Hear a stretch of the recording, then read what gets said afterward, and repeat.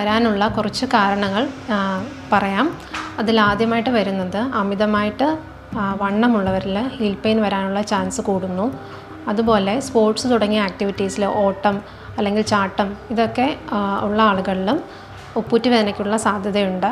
അതുപോലെ കൂടുതൽ നിന്നിട്ട് ജോലി ചെയ്യുന്ന ആൾക്കാർ അല്ലെങ്കിൽ വീട്ടമ്മമാരാണെങ്കിൽ തന്നെ കൂടുതൽ സമയം നിന്ന് വർക്ക് ചെയ്യുന്നവർ, കൂടുതൽ സമയം നടത്തമുള്ളവർ, ഇവർക്കൊക്കെ ഉപ്പൂറ്റി വേദന വരാനുള്ള ചാൻസ് കൂടുന്നു. അതുപോലെ ഹൈ ഹീൽസ് കൂടുതലായിട്ട് ഉപയോഗിക്കുന്നവരിലും ഹൈ യൂറിക് ആസിഡ് ഉള്ള ആളുകളിലും ചിലതരം ആർത്രൈറ്റിസ് ഉള്ളവരിലും ഉപ്പൂറ്റി വേദന കണ്ടുവരുന്നുണ്ട്.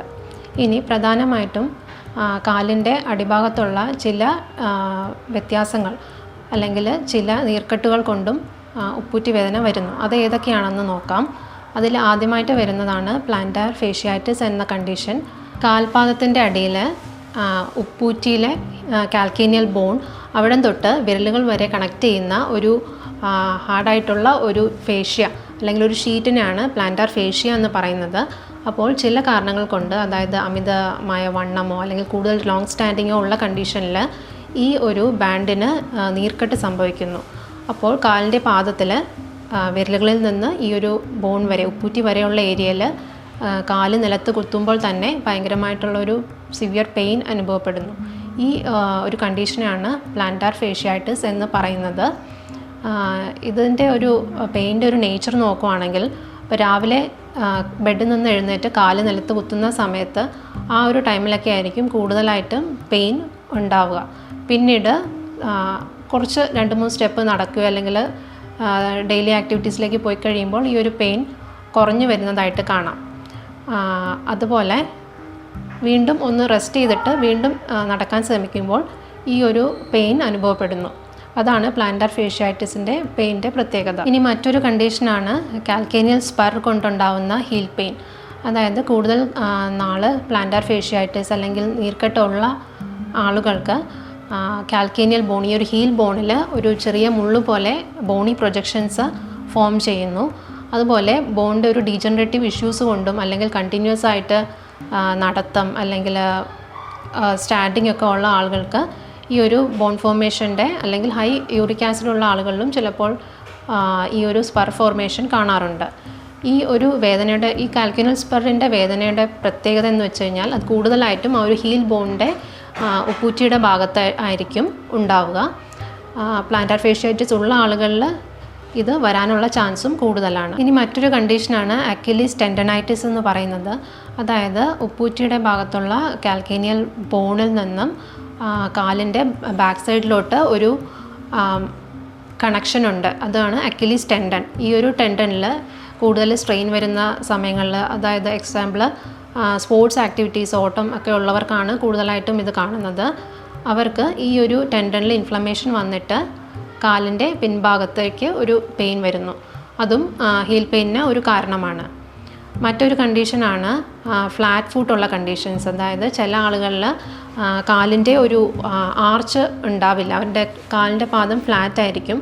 അതുകൊണ്ട് തന്നെ ബോഡിയിൽ നിന്ന് ഒരു ഹാർഡ് സർഫസിലേക്ക് കൂടുതലായിട്ട് സ്ട്രെയിൻ അല്ലെങ്കിൽ സ്ട്രെസ്സൊക്കെ വരുന്ന സമയത്ത് ഈ ഒരു ഭാഗം ഇൻഫ്ലമേഷൻ വന്നിട്ട് പെയിൻ വരാനുള്ള ചാൻസും വരുന്നു. അപ്പോൾ ഉപ്പൂറ്റി വേദനയുടെ പലവിധ കാരണങ്ങൾ പറഞ്ഞു. ഇനി ഇത് നമുക്ക് എങ്ങനെ ഒന്ന് പ്രിവെൻറ്റ് ചെയ്യാം, അല്ലെങ്കിൽ എന്തൊക്കെ കാര്യങ്ങൾ ഉപ്പൂറ്റി വേദന ആളുകൾ ശ്രദ്ധിക്കണമെന്ന് നോക്കാം.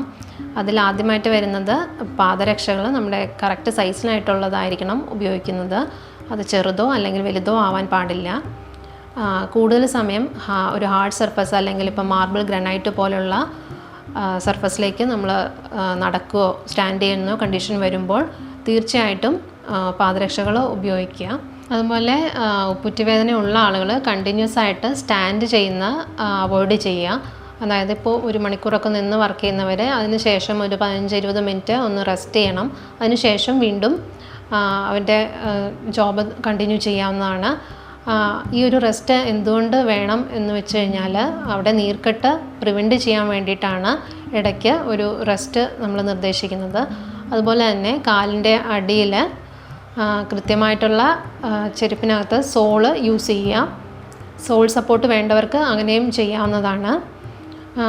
പിന്നെ രാവിലെ തന്നെ എഴുന്നേൽക്കുമ്പോൾ കാലിന് ഡോക്ടറുടെ നിർദ്ദേശപ്രകാരം സ്ട്രെച്ചിങ് എക്സസൈസ്, അതായത് അവിടുത്തെ ഒരു ലിഗമെൻസും ടെൻഡൻസും അല്ലെങ്കിൽ ഫേഷ്യ ഇതൊക്കെ ഒരു ചുരുങ്ങിയ അവസ്ഥയിലായിരിക്കും നമ്മൾ രാവിലെ എഴുന്നേറ്റ് കാല് നിലത്ത് വെക്കുന്ന സമയത്ത്. അപ്പോൾ അത് അങ്ങോട്ടുള്ള ഒരു സർക്കുലേഷൻ ഇമ്പ്രൂവ് ചെയ്യാനും ഒരു ബോഡി വാം ചെയ്യാനും ഒക്കെ വേണ്ടിയിട്ടാണ് ഈ ഒരു സ്ട്രെച്ചിങ് എക്സസൈസൊക്കെ അവർക്ക് ഗുണം ചെയ്യുന്നത്. പിന്നെ ആഹാരകാര്യത്തിൽ വരികയാണെങ്കിൽ ആയുർവേദ പ്രകാരം വാദം കുറയ്ക്കുന്ന തരത്തിലുള്ള ആഹാരങ്ങളാണ് ഫോളോ ചെയ്യേണ്ടത്. അതായത് ഈ ഒരു കൂടുതലായിട്ട് ഫ്രൈഡ് ഐറ്റംസ് അല്ലെങ്കിൽ പുളിയുള്ള ആഹാരങ്ങൾ, കൂടുതൽ ഫെർമെൻ്റ് ആയിട്ടുള്ള ആഹാരങ്ങൾ, എണ്ണയിൽ വറുത്ത ആഹാരങ്ങൾ, ഫാറ്റി ആയിട്ടുള്ള ആഹാരങ്ങൾ, ഇതെല്ലാം ആഹാരത്തിൽ നിയന്ത്രിക്കുക. അതുപോലെ ധാരാളം വെള്ളം കുടിക്കുകയും വേണം. അപ്പോൾ ആഹാരത്തിനോടൊപ്പം തന്നെ കൃത്യമായിട്ടുള്ള പ്രിവെൻഷൻ, അതും കഴിഞ്ഞിട്ട് പിന്നെയും ഇതുപോലെ പെയിനൊക്കെ ഉണ്ടെങ്കിൽ തീർച്ചയായിട്ടും ഡോക്ടറുടെ നിർദ്ദേശപ്രകാരം ഉള്ളിലേക്ക് മരുന്ന് കഴിക്കാവുന്നതാണ്. അതോടൊപ്പം തന്നെ ആയുർവേദ പ്രകാരത്തിൽ പലവിധ എക്സ്റ്റേണൽ ആയിട്ടുള്ള ട്രീറ്റ്മെൻറ്റ്സും ഹീൽ പെയിന് വേണ്ടിയിട്ട് നമ്മൾ ചെയ്യുന്നുണ്ട്.